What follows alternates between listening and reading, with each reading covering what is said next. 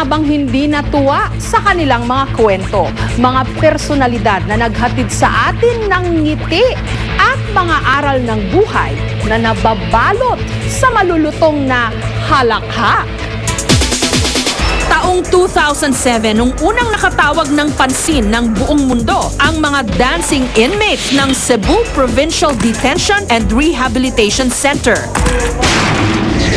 Enero naman ng taong ito nung naka-dance showdown nila si Travis Payne, ang choreographer lang naman ng yumaong King of Pop na si Michael Jackson.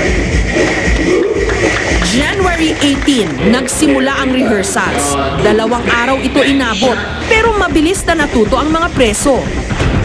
At inilabas na sa merkado ang DVD ng This Is It, dokumentaryo ng mga huling pag-iensayo ni Michael Jackson para sa kanyang huling concert sana.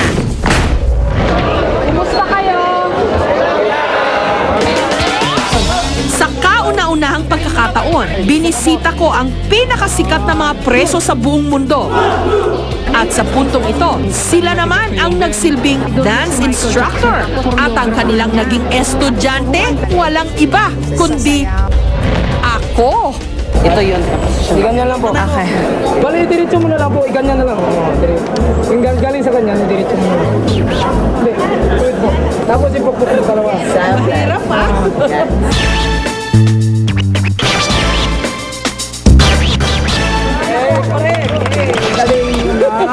Next. Nakakahiya ako. Okay, yan. Hey, this is it. Hindi ako.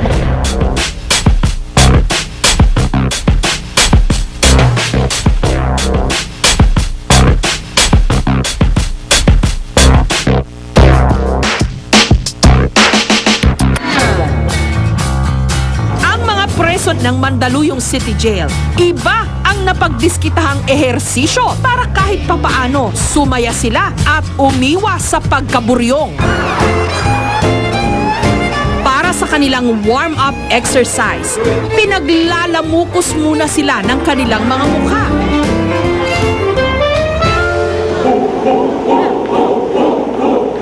Sunod na ikinukondisyon ang kanilang paghinga.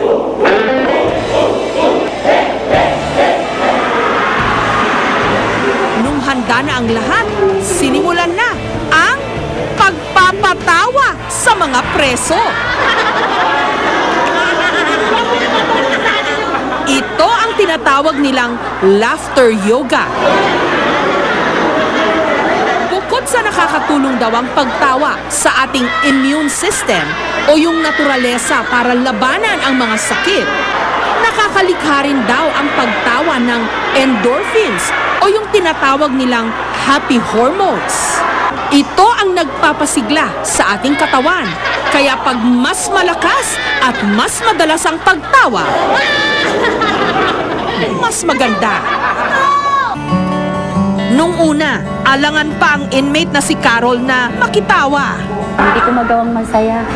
Pumapasok talaga sa isip ko nang ibabaw yung anak ko. Siguro, syempre ayoko na isipin ng mga anak ko, ang mama ko nagsasaya samantalang kami dito nag-aano. Kasi malungkot din ang mga anak ko.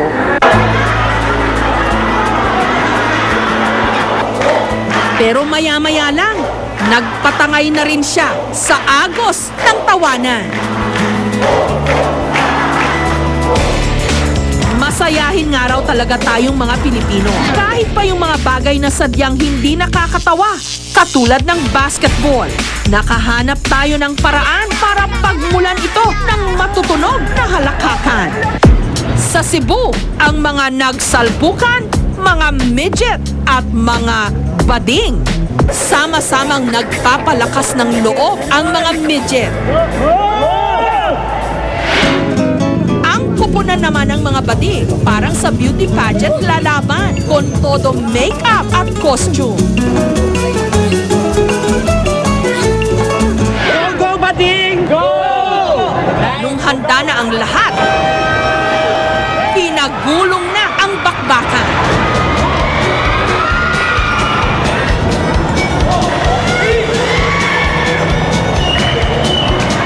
First half pa lang ng laro, ma-aksyon agad.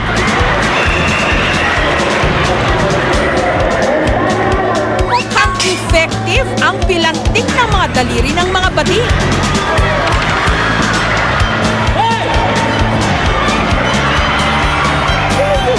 Pasok sa ring. Padadaig ba ang mga midget? Agad silang rumesbak. Small but terrible sa takbuhan. Pati na sa dambahan.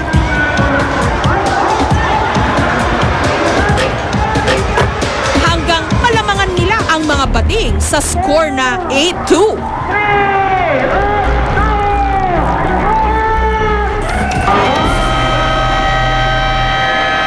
How's na? Ganyan talaga ang buhay. Weather lang. Kailangan na ba mag-retouch? Mamayan. Kasi may horror pa ngayon. Ayun! Isa na, oh.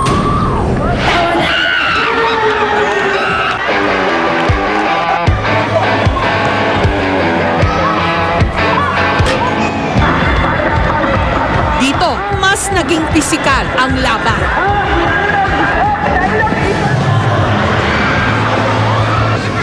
Ang mga bading ginamit ang height advantage para maagaw ang bola na nauwi sa bugbugan. Kaya ang basketball naging wrestling.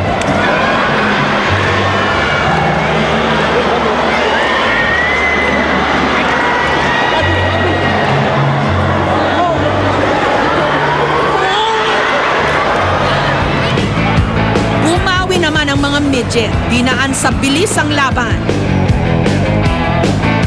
Sa halip na sikwatin ng bola, ang palda ng kanilang kalaban ang pinagdiskitahan.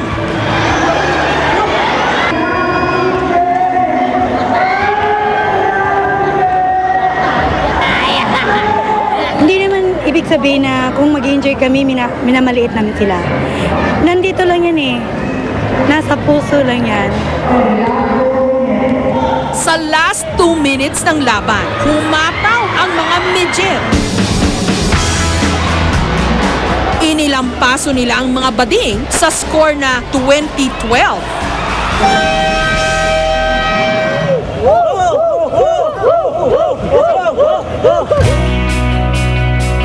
Kahit patuloy pa rin naghihirap ang ating bansa at pilit na umaahon sa araw-araw na hamon ng buhay, nananatili pa rin positibo ang disposisyon nating mga Pilipino. At dahil libre lang naman ang pagiging masaya, sama-sama tayong sumayaw at buong lakas tayong tumawa.